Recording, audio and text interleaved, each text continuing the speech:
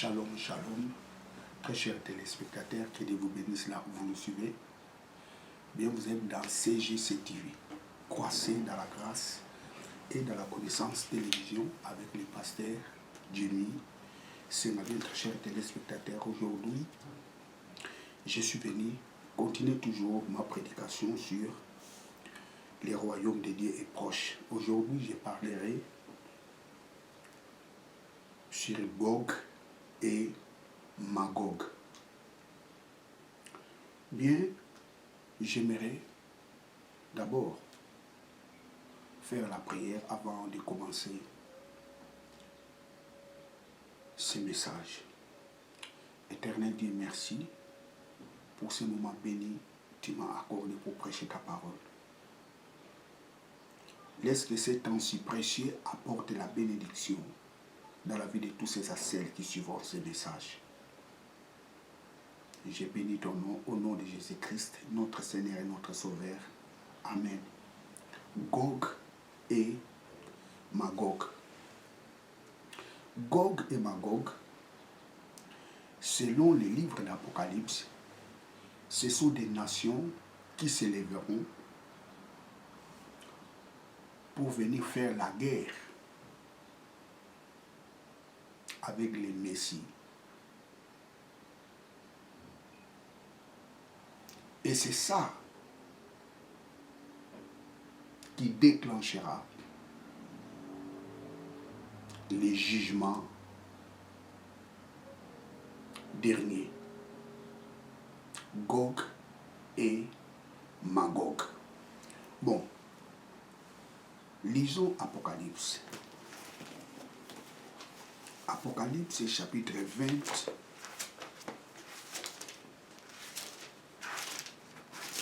Apocalypse 20.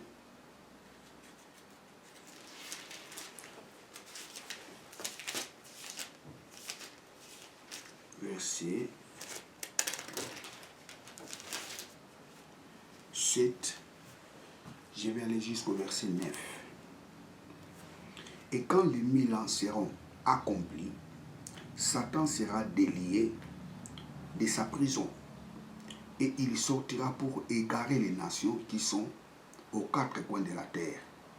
Gog et Magog, pour les ensembler, pour les combattre, et dont le nombre est comme le sable de la mer.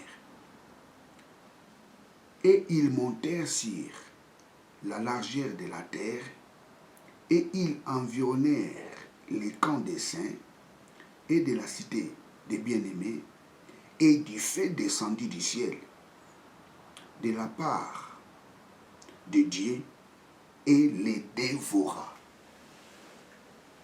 Gog et Magog. Je vous ai dit dans la prédication précédente que la repentance d'Israël fera que le Messie vienne. Et lorsque le Messie viendra, il régnera sur toute la terre pendant 1000 ans.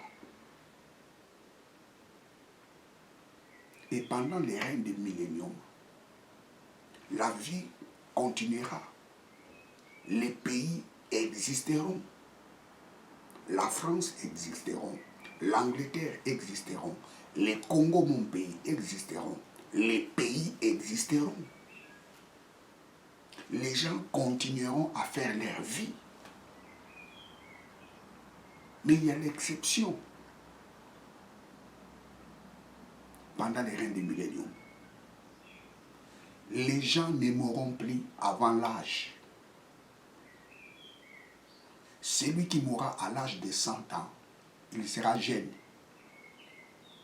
Et le pécheur qui aura l'âge de 100 ans sera maudit, comme nous dit le livre d'Ésaïe. Les gens vivront longtemps pendant les règnes du millénium. Les gens vont se marier. Les gens mourront, comme je vous ai dit. Mais il y aura des peuples qui régneront dans les milléniums. ceux qui sont en Christ, ceux qui étaient morts et ressuscités, parce qu'ils viendront sur la terre pour régner avec Jésus-Christ dans les milléniums. C'est-à-dire, pendant les règnes des milléniums, il y aura des gens qui ne mourront plus. Les gens qui ne mourront plus, c'est qui? Ce sont les chrétiens qui étaient morts et ressuscités. Quand ils reviendront dans la règne des milléniums, la mort n'aura plus de pouvoir sur eux. Et ils n'auront plus droit au mariage. Parce que la Bible nous dit, ils ressembleront comme des anges. Praise God. Mais les gens que nous viendrons trouver sur la terre pendant la règne des milléniums et auront la possibilité de se marier, de continuer à faire leur vie. Et le diable ne sera pas présent sur la terre. Le diable sera emprisonné. Il sera emprisonné pendant 1000 ans. Mais ce qui est remarquable, pendant les règnes des milléniums, les gens continueront toujours à pécher. Le diable est emprisonné, mais les gens continuent toujours à pécher. Qu'est-ce que cela signifie? Lorsque l'homme pêche, premièrement, ce n'est pas le diable qui lui pousse de pécher. L'homme pêche parce qu'il a la nature pécheresse. Il a corrompu sa nature. C'est cette nature pécheresse qui pousse à l'homme de pécher. Et Satan, lui, qu'est-ce qu'il vient? Il vient séduire l'homme. Satan vient seulement pour séduire. C'est pour cela, pendant les règnes du millénium, les gens continueront à pécher. Et la Bible nous dit, lorsque les 1000 ans sera achevé, accompli, le diable sera libéré. Dieu le fera sortir dans sa prison. Et pendant que le diable sera sorti dans sa prison, l'antichrist et les faux prophètes et galèrent déjà, peinent déjà dans les temps des faits. Oh, c'est dommage. Comment les humains peuvent-ils inaugurer les camps de feu, l'enfer, les calvaires?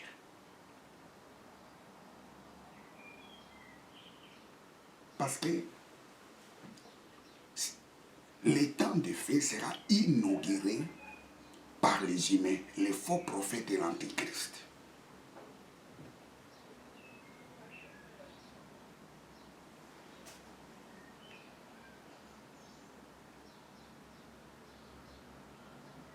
Praise God. Répentez-vous car le royaume de Dieu est proche.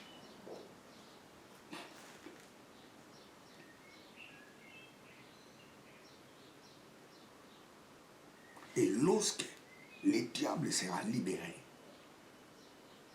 qu'est-ce qu'ils viendront faire sur la terre? Ils viendront séduire. C'est ça le fonctionnement du diable.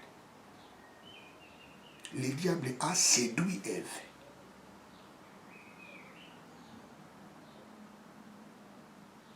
Le diable excite les gens à commettre les péchés. Mais l'homme a le plein droit de refuser. Mais la plupart, l'homme est tenu sous l'emprise du diable par rapport à sa nature pécheresse.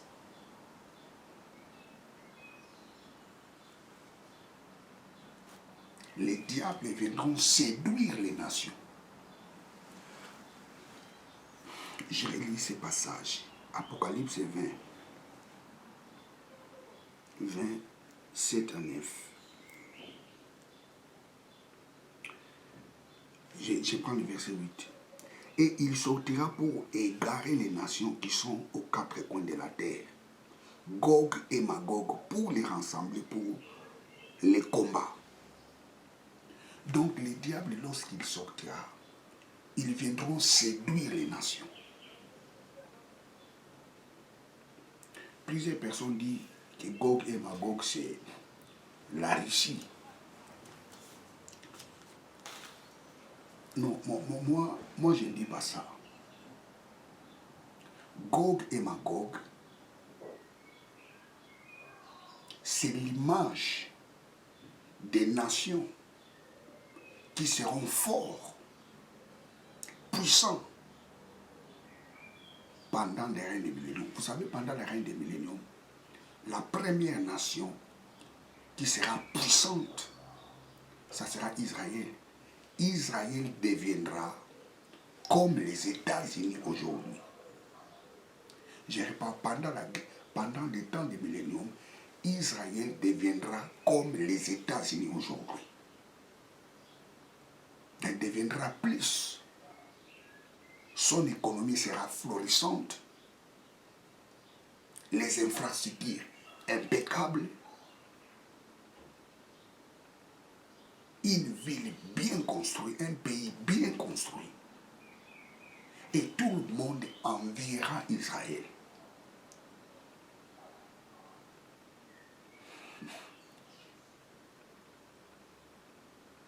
Mais il y aura des pays, comme aujourd'hui nous avons la Chine, la France, l'Angleterre, l'Allemagne, sont des pays qui je dirais, émergents par rapport aux États-Unis. Et ça sera pareil pendant les règnes des milléniums. Israël sera au-dessus, mais il y aura des pays émergents. Et ce sont ces pays-là que le diable séduira pour faire la guerre, pour faire chuter les messies.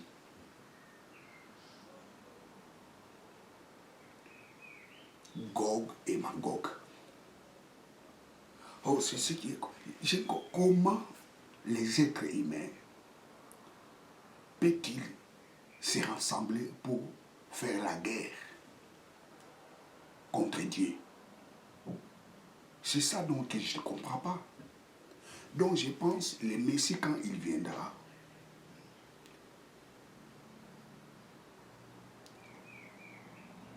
il ne sera pas vraiment, comment je peux dire, il ne va pas vraiment impressionner les gens.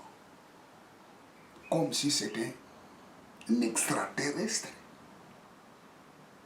Il viendra avec la gloire, comme le dit la parole de Dieu. Mais lorsque les gens verront le Messie, il sera identique avec les hommes. Il va manger, il va boire, il va dormir, il va se reposer. C'est comme un homme. Et je pense que c'est cette nature-là qui trompera ces nations-là, c'est-à-dire Gog et Magog. Je pense qu'ils diront que non, le Messie là, ce n'est pas un Messie, c'est un faux Messie. Je pense qu'ils diront comme ça, non, non, non, non, ça ce n'est pas un Messie. Et ces gens-là seront séduits par le diable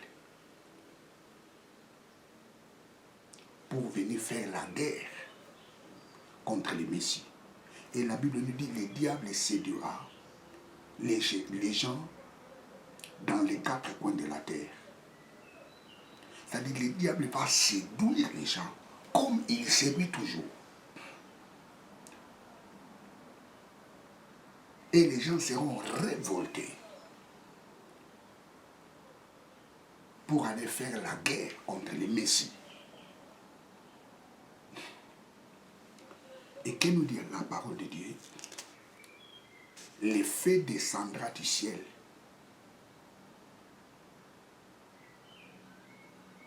pour consumer tous ces gens. Le feu descendra du ciel pour dévorer toute cette armée-là qui viendront faire la guerre contre les Messies. Et la Bible nous dit, le diable sera jeté dans les temps des faits, c'est-à-dire le diable va suivre les faux prophètes et l'antichrist dans les temps des faits. J'ai lu le verset 9. Et ils montèrent sur la largeur de la terre et ils environnèrent les camps des saints et la cité des bien-aimés et du feu descendu du ciel de la part de Dieu et les dévora et les diables qui les avaient égarés furent jetés dans les temps des feux et des soufres où sont la bête et les faux prophètes et ils seront tourmentés jour et nuit au siècle des siècles. Le diable sera jeté dans les temps des feux, là où sont l'antichrist et les faux prophètes. Ils seront dans les temps des feux, nuit et jour. Ils seront tourmentés nuit et jour. Le verset 11. J'ai vu un grand trône blanc et celui qui était assis dessus devant la face duquel la terre s'enfuit et le ciel, et il ne fit pas trouver de lieu pour eux. La Bible nous dit, après cet événement, après la destruction de Gog et Magog, le diable sera jeté en enfer. C'est-à-dire qu'il va suivre les faux prophètes et l'antichrist dans les temps des faits, et la Bible précise, ils seront tourmentés là-bas, nuit et jour. C'est-à-dire qu'ils seront là pour l'éternité. Et la Bible nous dit, au verset 11, j'ai vu un grand trône blanc et celui qui était assis dessus de devant, la face duquel la terre s'est enfouie, et le ciel, il ne fit pas trouver de lieu pour eux. Après cet événement, le trône de Dieu apparaîtra. Que nous dit la Bible? La terre va disparaître, le ciel va disparaître. Bon, le mot grec c'est pheigo, pheigo, pheigo.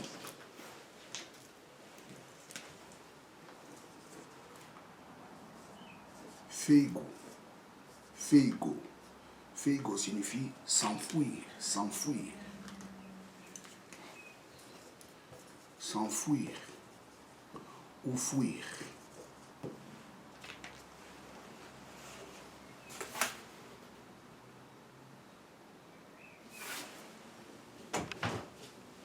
La Bible nous dit, lorsque le trône blanc est apparu, il n'y avait plus la terre, il n'y avait plus le ciel. La terre et le ciel s'est enfoui. Mais je me posais la question, si la terre et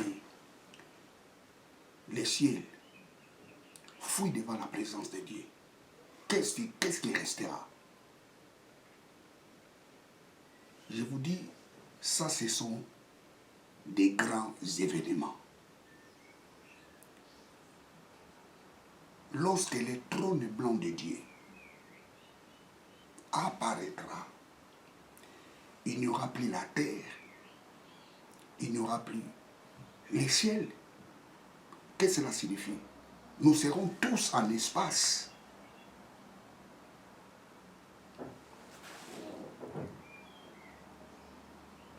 nous serons tous en espace.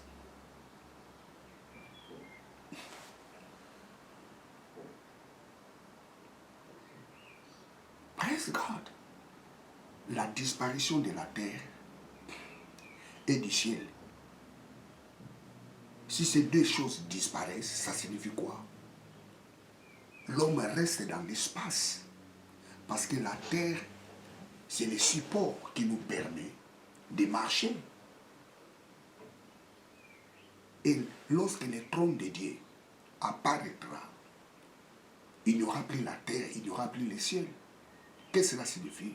Nous tous, nous serons devant le trône de Dieu. Ça signifie que nous serons tous en espace.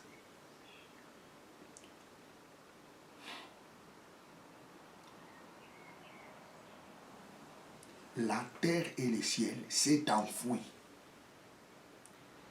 Les mots hébreux c'est feugo. D'une autre façon, la terre et le ciel étaient disparus.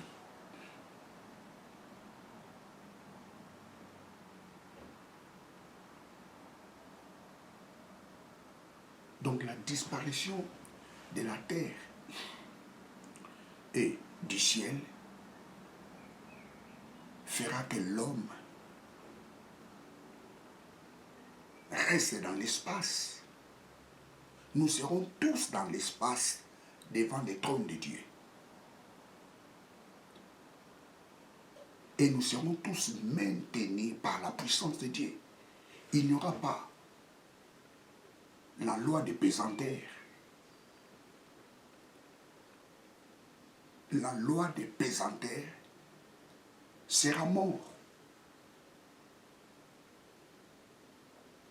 Vous savez, Newton dit, Isaac Newton dit, tout corps qui monte, il est attiré par la force de la pesanteur. Mais,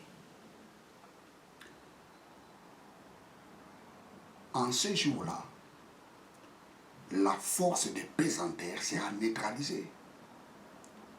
Nous tous, nous serons là, dans l'espace. Les mondes entiers, nous tous, nous serons là, dans l'espace, devant le trône de Dieu. Et que nous dit la parole de Dieu? Le verset 12. J'ai vu les morts, les grands et les petits se tenaient devant le trône. Et les livres furent ouverts, et un autre livre fut ouvert qui est celui de vie.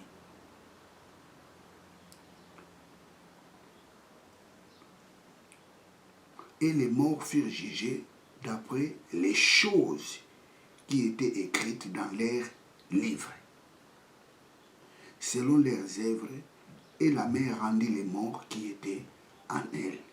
Et la mort et les Hadès rendirent les morts qui étaient en eux. Et ils furent jugés, chacun selon ses œuvres. Waouh! Devant les trônes blancs de Dieu, les trônes blancs du jugement, tous les humains seront là.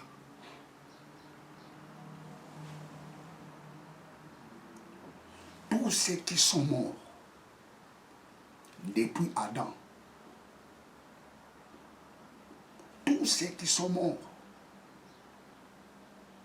ressusciteront. La Bible dit même ceux qui sont dans les Hadès, même ceux qui sont dans les séjours des morts, ressusciteront. Vous savez, aujourd'hui, lorsqu'un chrétien meurt,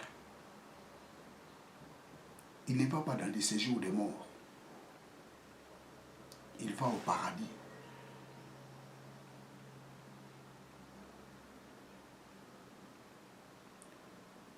C'est les non-croyants qui vont au séjour des morts.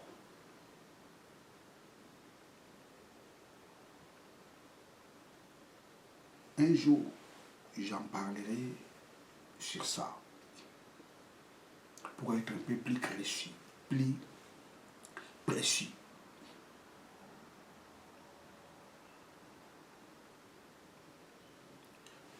morts ressusciteront.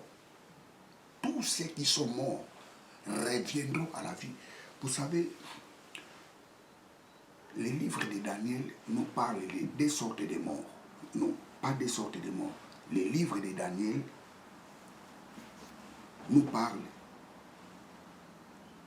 de deux grandes résurrections. Daniel chapitre 12, verset 2. Le livre de Daniel nous parle de la résurrection des gens pour la vie éternelle et la résurrection des gens pour la honte éternelle. Il y aura des gens qui seront ressuscités pour la honte éternelle. Et il y aura des gens qui seront ressuscités pour la vie éternelle, la joie éternelle. Nous avons deux résurrections. Daniel chapitre 12, verset 2. Daniel 12, 2.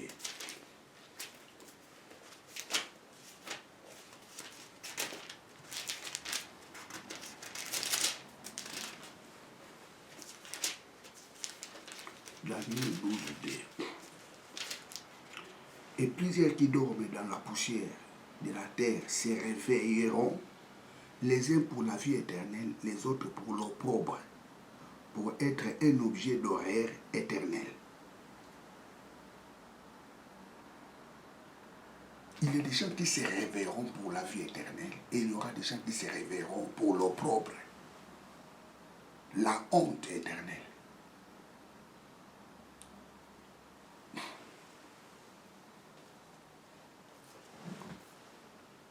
Vous savez, dans ces deux sortes de résurrections, dans la première résurrection, nous avons, je dirais,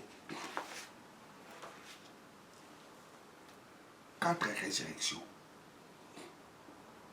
Nous avons la résurrection des gens pour la vie éternelle et la résurrection des gens pour la honte éternelle. Dans la résurrection des gens pour la vie éternelle, nous avons 4 résurrections. Dans la première résurrection, nous avons 4 résurrections. La première résurrection s'est accomplie dans Matthieu chapitre 27, verset 52. La Bible nous dit, lorsque Jésus était ressuscité, il était ressuscité avec les saints. Pendant que nous sommes aujourd'hui là, il y a un groupe de gens qui étaient ressuscités, qui sont avec Christ. Matthieu chapitre 27, verset 52. Jésus-Christ était ressuscité avec les saints. La Bible nous dit, les gens ont vu les saints à Jérusalem.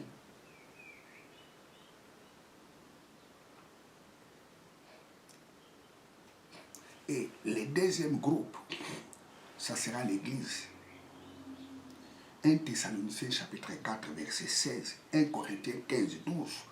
Nous attendons les sons de la trompette. Lorsque le son de la trompette sonnera, les morts en Christ ressusciteront et les vivants en Christ seront transformés et ils monteront tous au ciel. Ça sera la deuxième résurrection des morts.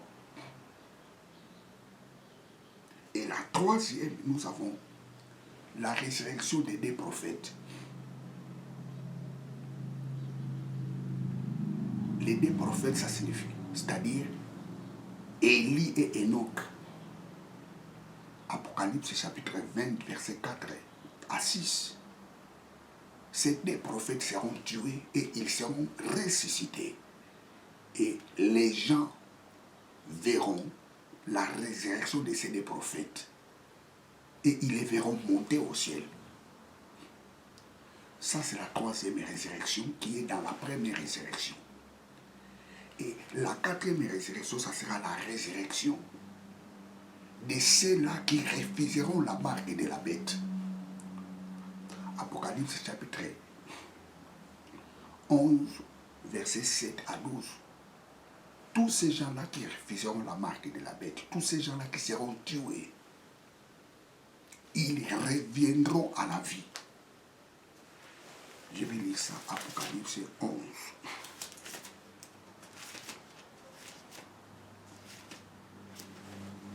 Apocalypse 11.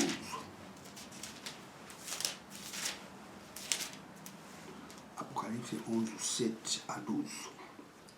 Et quand ils auront achevé leur témoignage, la bête qui les monte de l'abîme leur fera la guerre, et les vaincra, et les mettra à mort, et leur corps sera tendu, et leur mort sera tendu, et leur mort sera tendu, c'est ça, et leur mort sera tendu,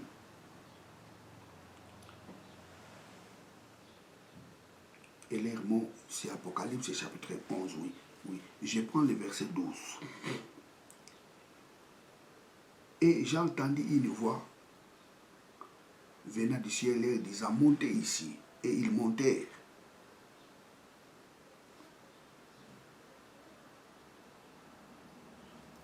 Ceux qui habitaient la terre réjouissaient à leur sujet, parce que ces deux prophètes tourmentaient ceux qui habitaient sur la terre, et après les 3 jours et demi, l'esprit de vie venant de Dieu entrant en eux, ils se terrent sur leurs pieds, et une grande crainte tomba sur eux, et qui les contemplaient, et j'entendais une grande voix venant du ciel lui disait, montez ici. Et ils montèrent au ciel dans la nuée. Les ennemis les contemplèrent à cette heure, et il y a eu un grand tremblement de terre, et la dixième partie de la ville tomba, et 7000 d'hommes furent tués dans les tremblements de terre, et les nombres furent épouvantés, et donnèrent gloire au Dieu du ciel.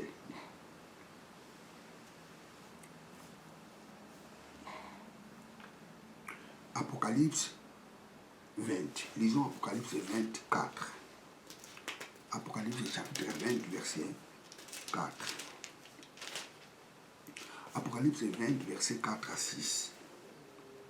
Et j'ai vu les trônes, et ils étaient assis dessus, et le jugement leur fut donné. Et les âmes de ceux qui avaient été décapités pour les témoignages de Jésus et pour la parole de Dieu, et ceux qui n'avaient pas dit hommage à la bête ni à son image, et qui n'avaient pas reçu la marque sur leur front et sur leurs mains, et ils vécurent et régnèrent avec Christ 1000 ans. Ça, c'est la résurrection des gens qui refuseront la marque de la bête. Le verset que j'ai lu précédemment, c'était pour les 2 prophètes. Et celui-ci que je viens de lire concerne pour les gens qui refuseront les marques de la bête. Ces gens-là seront tués. Ils reviendront à la vie. Ils seront ressuscités. Et ils régneront pendant 1000 ans avec Christ. Donc pendant la reine des milléniums, nous serons avec les gens de l'Ancien Testament qui croyaient en Dieu. Il y aura les chrétiens, les croyants en Christ, et il y aura les gens qui refuseront la marque de la bête. Nous serons avec ces gens-là pendant la reine des milléniums, ici sur la terre. Et nous allons vivre avec les humains que nous allons rencontrer ici sur la terre. Quelqu'un me dira, oh, mais ça, pasteur, c'est irréalisable. Tu prêches des rêveries. Ces choses-là ne se réaliseront jamais, ça. Tu perds ton temps, pasteur. Allez foutre autre chose que de passer ton temps, de lire la Bible, de prêcher toutes ces conneries. Hé, ce n'est pas les conneries. Le monde a été créé par Dieu. Et Dieu mettra fin à ce monde.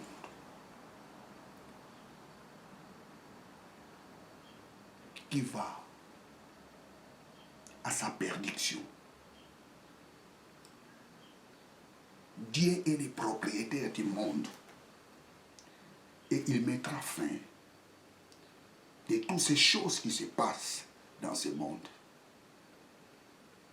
Dieu n'avait pas créé l'homme pour qu'il s'entretue. Dieu n'avait pas créé l'homme pour qu'il puisse vivre dans le racisme. Dieu n'avait pas créé l'homme pour qu'il puisse vivre dans l'égoïsme. Dieu a créé l'homme pour lui donner gloire. L'homme est l'image de la gloire de Dieu. L'homme est l'expression de l'amour de Dieu. Mais aujourd'hui, l'homme ne reflète pas l'image de Dieu. L'homme reflète la méchanceté. Et Dieu viendra mettre fin à toutes ces choses qui se passent dans le monde. C'est pour cela que je suis venu te dire, donne ta vie en Jésus-Christ. Le royaume de Dieu est proche. Prépare ta vie. La Bible nous dit quoi?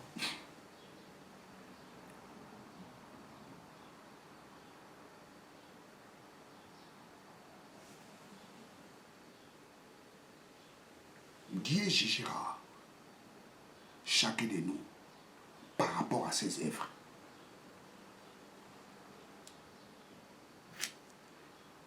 Il y aura un trône blanc qui apparaîtra. Il n'y aura plus la terre, il n'y aura plus le ciel. Nous tous, nous serons là, dans l'espace, devant le trône de Dieu. Il n'y aura plus la force de la pesanteur. Oh non, mais qu'est-ce que tu me dis? Si vous allez à la ligne, est-ce qu'à la ligne, il y a la pesanteur? Pourquoi seulement il y a la pesanteur ici sur la terre?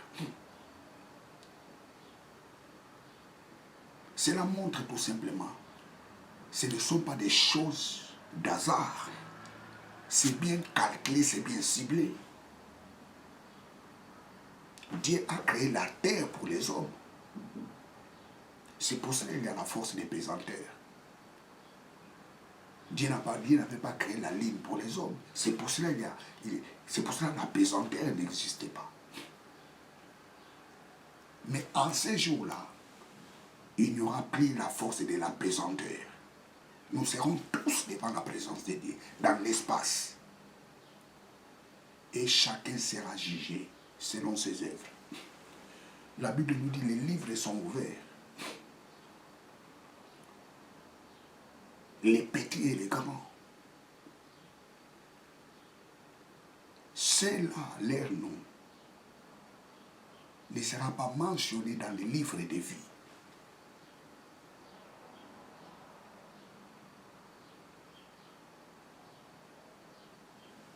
Sera jeté dans les temps de feu.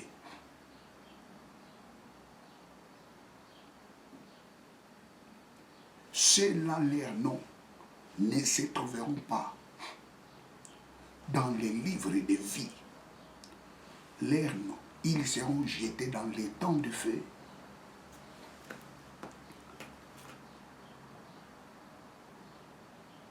Waouh! Qui sera jugé par rapport à tes œuvres? Qui sera jugé par rapport à tout ce que tu fais?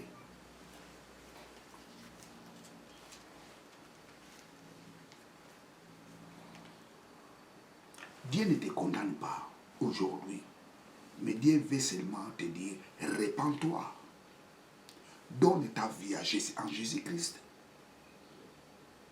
Le salut est dans ta porte. Jésus-Christ dit, hey, je me tiens à la porte et je frappe. Celui qui ouvrira la porte, j'entrerai et je souperai avec lui. Jésus frappe ta porte maintenant. Il veut que tu ouvres ta porte pour qu'il vienne souper avec toi, pour que tu reçoives la vie éternelle. Parce que le royaume de Dieu est proche. Il ne faut pas dire, oh non, Père, en ces jours-là, personne ne dira, oh Père, je n'ai pas entendu ta parole. Non, je te prêche maintenant. Le royaume de Dieu est proche. Toutes ces choses seront accomplies. Toutes ces choses seront accomplies.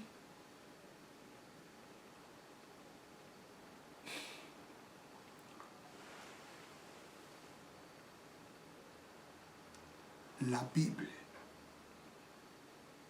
c'est le livre qui détient la vérité.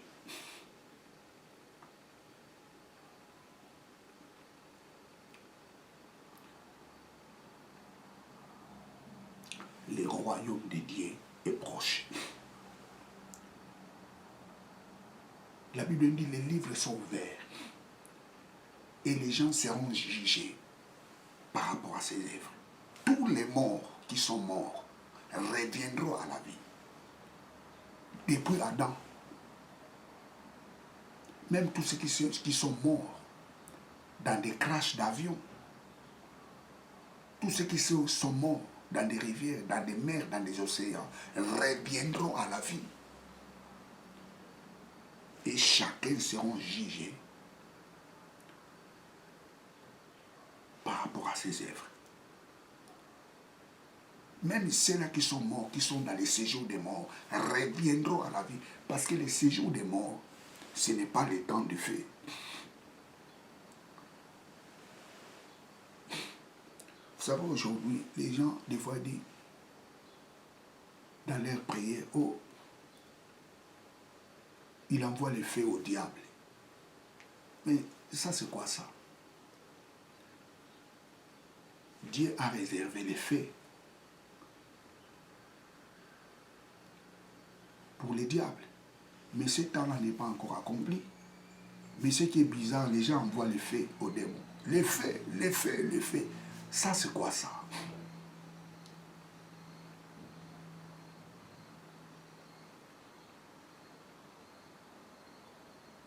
Dieu a réservé les feux pour les diables. Ce temps-là n'est pas encore accompli. Lorsque vous faites les prières, ça ne sert à rien de dire « j'envoie le feu dans le camp de l'ennemi ». J'envoie le feu dans le camp de l'ennemi, non. Dis seulement au nom de Jésus. Je t'ordonne. Quitte ce corps au nom de Jésus. Je rends vos projets nuls et sans effet. Lorsque vous dites comme ça, et la parole de Dieu va s'exécuter. La Bible dit les anges obéissent à la voix de Dieu. Et lorsque tu dis cela, les anges exécutent cette voix. Praise God, hallelujah. Le royaume de Dieu est proche. Je suis à la fin de ma prédication.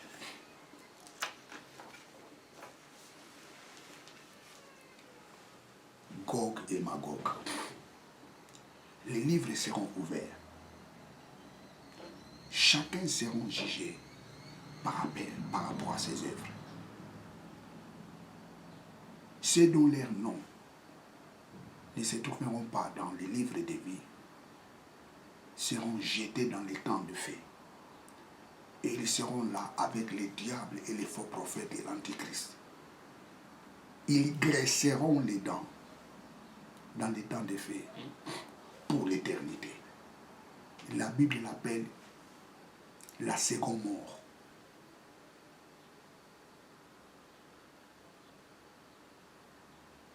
Nous avons la première mort et nous avons la seconde mort.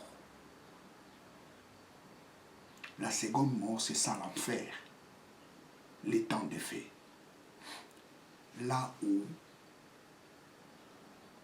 l'homme ne se rencontrera plus avec Dieu. Ça, c'est la séparation de l'homme avec Dieu pour l'éternité. Oh, quelle joie immense d'être auprès de Dieu en ces jours-là. Quelle joie immense de régner encore dans ce monde avec Dieu. que de grincer les dents avec les diables dans les séjours des morts. Et même dans les séjours des morts, le diable ne sera plus diable là-bas. Il sera brûlé comme tout le monde.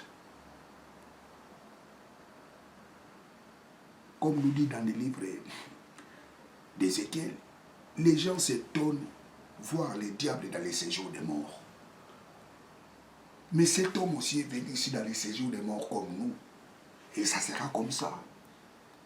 Les gens seront étonnés de voir les diables dans les séjours des morts, briller comme eux, souffrir comme eux, galérer comme eux. Praise God. Vous savez, des fois, un jour à la télé, je regarde, les gens glorifient.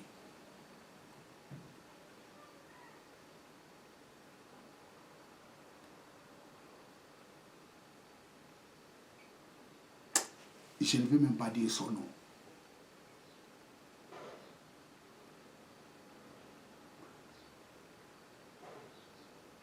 Nous devons donner gloire à Dieu. Que la folie de ce monde ne te rend pas sage. Dieu existe. Il est le maître du ciel et de la terre. Bien, je suis à la fin de ma prédication. Est-ce que tu veux accepter Jésus-Christ comme Seigneur et Sauveur? Est-ce que tu veux avoir la vie éternelle?